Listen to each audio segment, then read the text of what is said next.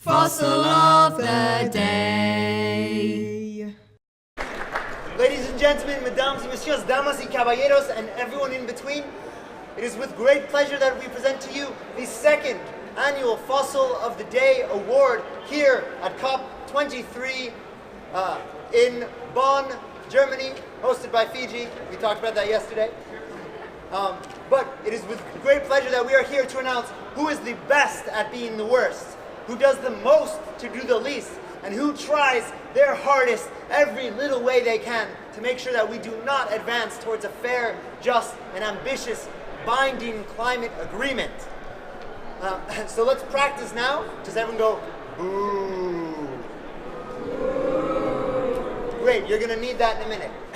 But before we start, we'd like to invite you all to join us in singing the Fossil of the Day song, a hymn that goes back to time immemorial, because COPs have been going on for perhaps far too long. So we'll be doing it a cappella today, thanks to our friends at security who won't let us use amplification.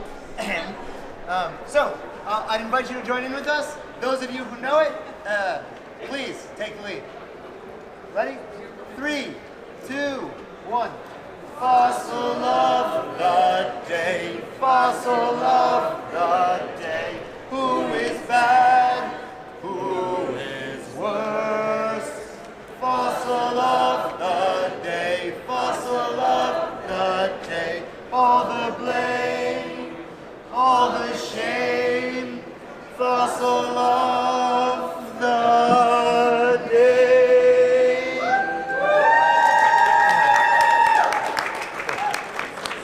So, a lot's been going on. We've all been very busy. But I've taken the past 24 hours to start reading some of these important texts that are going on. There's a lot of paperwork to read here. But as I was reading, I found something interesting because there's a lot of talk about how we can be reducing emissions, where we can make cuts, how that will be implemented and whatnot. And then I kind of came across this funny thing that was showing up in one of the texts. Coal. But how did coal get into a climate negotiating text? And then, so I started reading a little bit more. And then I found some more. And then I found even more. And this is in a text around emissions. So you think coal would be the last thing that we'd be finding in there. But today's second prize fossil award goes to a country that's doing just that. That they're trying to make sure that coal gets put into emissions trading legislation so that all of that hot air that's coming out actually gets funded by money meant for reductions. Let's hear that boo we've been practicing. That's right. So a drum roll, if you please, for today's second prize fossil award. Ladies and gentlemen, and everyone in between, today's second prize fossil goes to Poland. Poland.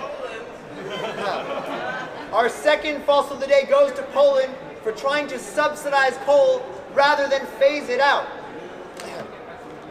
This is a little complicated. The EU ETS sets up dedicated funds to support lower income member states, mainly Central and Eastern European countries, in their effort to transition towards clean energy. But at the moment, the vast majority of these funds are being misused for subsidizing fossil fuels, and coal in particular. Poland has been fighting against any measures that would exclude coal from these funds in the future, and also asking to further increase them. Boo. If Poland gets its way, the ETS funds for CEE countries will be worth up to 35 billion euros and will potentially turn it into the largest coal subsidy scheme in history. In the ongoing negotiations on the revision of the EU trading scheme, Poland has been putting outstanding and relentless efforts into obstructing negotiations and sabotaging the climate integrity of this climate policy. The host of the next COP is trying to turn the EU's flagship climate tool into the largest coal subsidy scheme. Countries in the EU should be scaling up climate action, not looking for ways to prolong coal through subsidy. It's time to step up, Poland. Exclude coal. Do we have someone who can come up and accept this dismal award? Boo. There you are. You can stand on the box of shame. Second prize award. Here's your flag and certificate. There you go. Here, let's rearrange those so it looks better in photos. Great. Thank you. But that is not all. Today, our first prize fossil winner has something to learn about being neighborly. This country is acting reprehensibly inside its continent, but the implications affect people all over the world, but especially their neighbors. And some of those neighbors, and some of those people impacted, are very cute. Like this adorable little growling grass frog, who's going to be displaced by climate change, joining a long list of climate refugees that might just be refuged into history as extinction looms. But it's not just them. It's also these guys. The black-throated finches and a number of other species in danger of extinction, where this country is trying to build one of the world's largest coal infrastructures. This country has been relentless, from dredging coral reefs to negotiating special clauses in Kyoto so that they can actually increase their emissions. That's right, you may have guessed it, mate. Drum roll, please. Today's first prize, Fossil of the Day award, goes to Australia. Thank you. Crikey! Today's first fossil goes to Australia for approving and funding fossil fuels. Mate, you're stinking up the Pacific. What you are doing, potentially giving billions to fund a mine that would increase the country's emissions, endanger the fragile Great Barrier Reef, and impact the vulnerable Pacific Islands. Both the Australian Queensland state and federal government have been given approval for the Adani mine in the Galilee Basin. The only part of this devious plan that's missing is funding.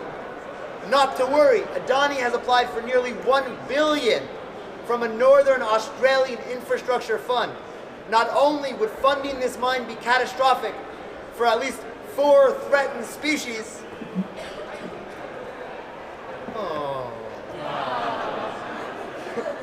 several vulnerable habitats, and the Great Barrier Reef, it would release heaps of emissions.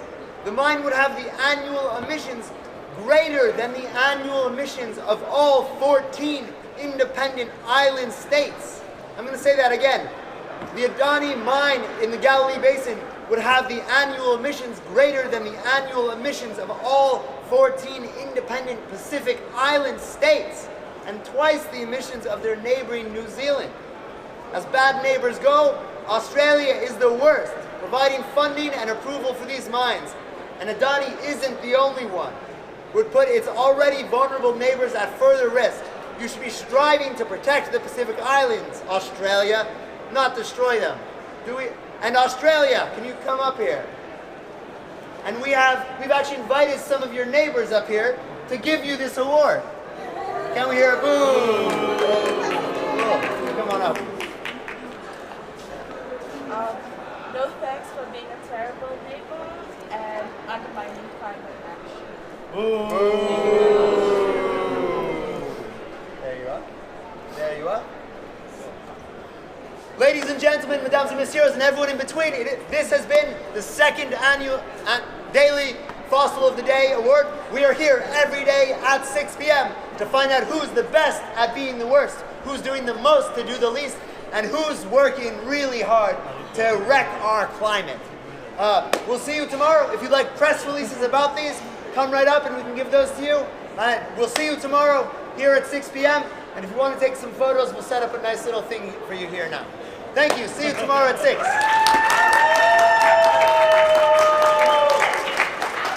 Fossil of the day, fossil.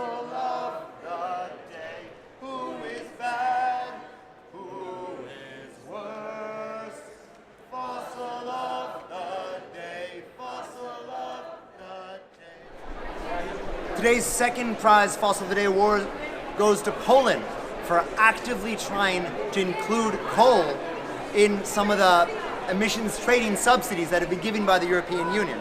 These are 35 billion euros that should be spent on a transition to renewables, not to subsidize coal. Poland, if you're going to host the next COP, it's time to start acting seriously about emissions reductions.